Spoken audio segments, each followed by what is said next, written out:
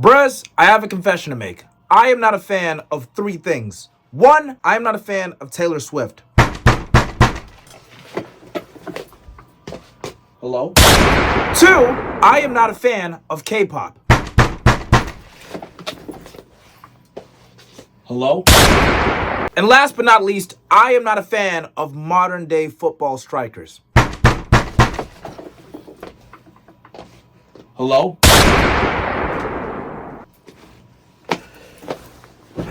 You want to know who just shot at me? Victor Gyökeres. He missed. I don't think a position in football has fallen off more drastically than the striker position. Modern day strikers are like a new series on Disney Plus. Despite being extremely expensive, they just disappoint you for 90 minutes. At the time of this recording, there are only 3 strikers currently playing at a world-class level. Mbappe, Haaland, Kane. I have never seen 3 men carry their sport this hard since the Shield. So let's break down the decline of strikers. Braz, it is your boy, the Street Champ, Toby World, party time, excellent. And let's get into the video. First and foremost, let's talk about the fact that a lot of modern day strikers don't even feel like strikers. Now, back in my day, strikers came in 3 categories: Ebony, Latina, and Sister. Now, those are my favorite category.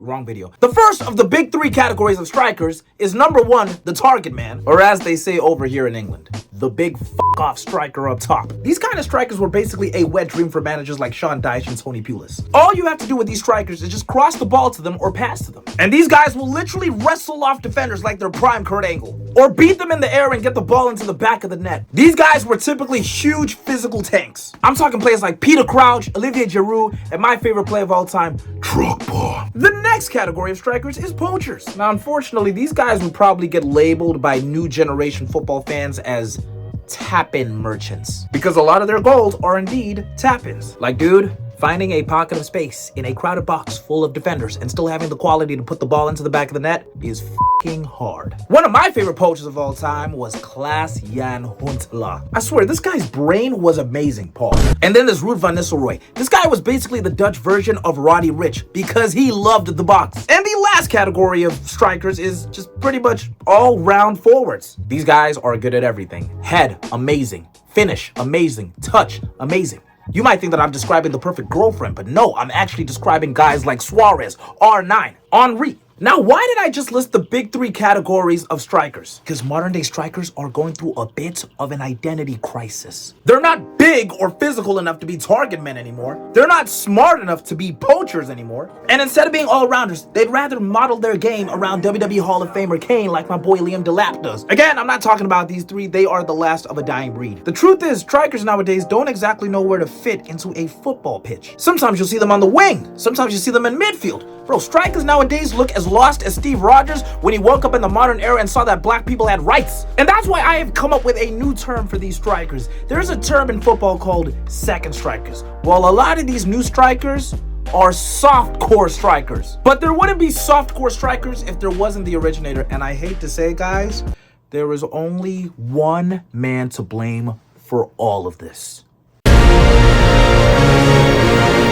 Now, there's a lot of Bobbies that I love, okay? Bobby Brown, Bobby Boucher, Bobby Lashley, Millie Bobby Brown. But without a shadow of a doubt, my favorite Bobby of all time is Bobby Dazzler Firmino. I am being sincere when I say he is one of my favorite footballers of all time. This is a man that could score 3 goals in a season, and yet you couldn't slander him because you were aware that he was still pulling the strings. He was a monumental reason as to why guys like Salah and Mane look like rock stars. He was putting chances on a plate for them. Selfless. Don't get it twisted. He could dunk on your team too. This man could casually hit your team's defenders with a move that you haven't seen since FIFA Street, the king of Chugga. Even in the most high-pressure instance where most strikers would miss, this man would hit a goalkeeper with the most composed shot you are ever going to see. You're literally witnessing the last great Brazilian forward. Bobby Firmino was not a traditional striker. Some people would call him a cam, some people would call him a second striker, some would call him a center forward. He is one of my favorite players of all time, but I hate to admit it.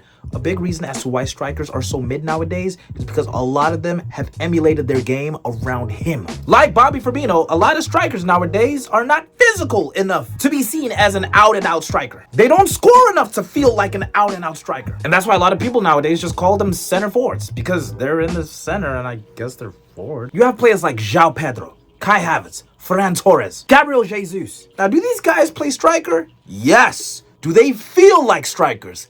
Hell no! João Pedro and Kai Havertz love drifting in the midfield. Soft-core strikers. One of Brazil's coaches asked Gabriel Jesus which position he feels most comfortable in, and he said winger. Soft-core strikers. These guys are baby Bobby Firmino. They just don't have the quality that he had, though. Oh my word, now look at Tottenham. They got two players that you gotta wonder, are they strikers, are they wingers? Richarlison and Tell. Remember Christopher Nkunku at Chelsea? He was another soft-core striker. And I guess a new term for these strikers is a 9.5, a term coined by another soft-core striker, Xerxes. Oh, by the way, Xerxes, best celebration in football right now, hands down. Now look, guys, I know second strikers have always been a thing in football. Rooney, Del Piero, Totti. But see, there is a huge difference. Those guys that I listed, they were second strikers. Why? Because they could actually create chances, they could help in midfield, and they could also drop in and score a ton of goals. But I feel like modern day second strikers, or 9.5, whatever, are dudes that just don't want the pressure of being labeled as a striker because, quite simply put, they don't score enough goals. Speaking of not scoring enough goals,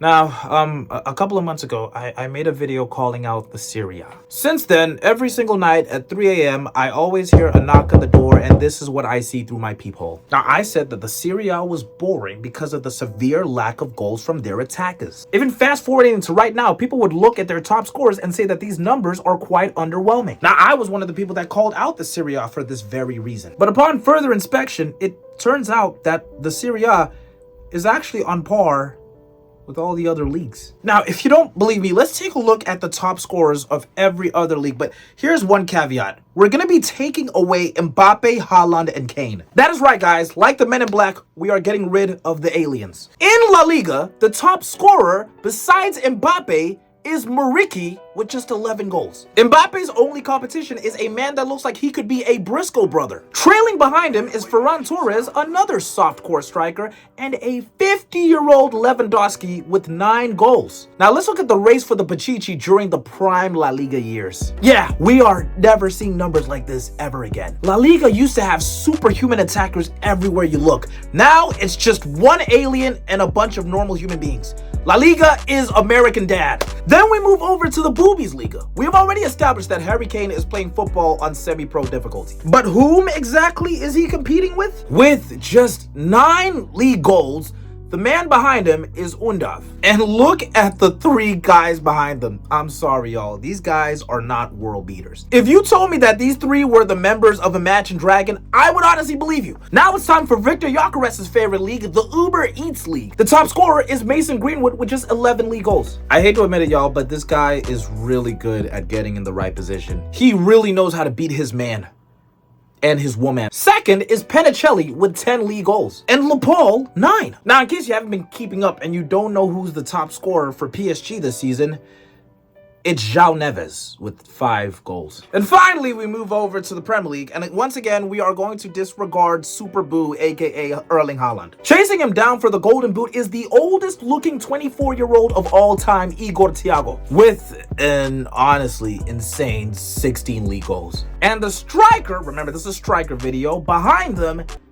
is Dominic Calvert-Lewin. I repeat, the 3rd best striker in the Premier League is Dominic Calvert-Lewin. Now, as in form as this guy is, and he's an absolute legend on my FPL team, I gotta admit, this is pretty bad for the standards of the Premier League. Like, dude, just a few seasons ago, all this guy was known for was dressing up as a schoolgirl and having the injury record of Mojo Jojo. Hell, forget about a couple of seasons ago. At the start of this season, people were clowning Leeds for signing a quote-unquote washed Dominic Calvert-Lewin. Now a washed-up Dominic Calvert-Lewin is the 3rd best striker in the Premier League. I mean, look, I'm not gonna hate, because for him, this is a great thing. And for Leeds, this is a really good thing. But as everybody knows, if something is good for Leeds, then it's probably bad for the rest of society. So I want to take this moment to apologize to the Serie A. Sorry, mate, I got it all wrong. They are not in a goal-demic.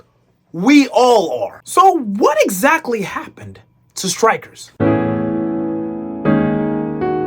Before we carry on with this video, guys, I want to encourage you guys to please subscribe, because in 2026 we are trying to finish the story. Shout out to all the day one ooses, shout out to all the honorary ooses, and if you have enjoyed this video, make sure you like the video and comment down which rogue footballer you're honoring your like to today.